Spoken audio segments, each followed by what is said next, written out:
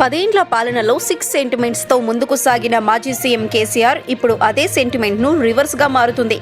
Car number సహా సచివాలయంలోని chamber, కీలక అధికారిక కార్యక్రమాలకు తేదీల ఫిక్స్, ఇలాంటి అన్నింటా 6 సెంటిమెంట్నే ఆయన పాటించారు. అధికారం చేజారిన తర్వాత ఆ సెంటిమెంట్ ఆయనకు వర్కౌట్ కావటం లేదు.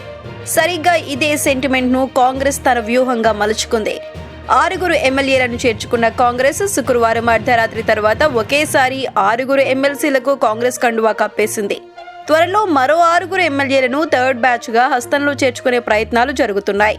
పార్టీలో చేరేందుకు ఉమ్మడి ఆదిలాబాద్, మహబూబ్ నగర్, హైదరాబాద్ జిల్లాలకు చెందిన 2 చొప్పున మొత్తం 6 ఎమ్మెల్యేలు రెడీగా ఉన్నారంటూ కాంగ్రెస్ వర్గాలు లీకులిచ్చాయి. మరో 6 ఖాయమంటూ ఆ పార్టీకి చెందిన ఎమ్మెల్యే ఆది శ్రీనివాస్ ఓపెన్గానే చెప్పారు.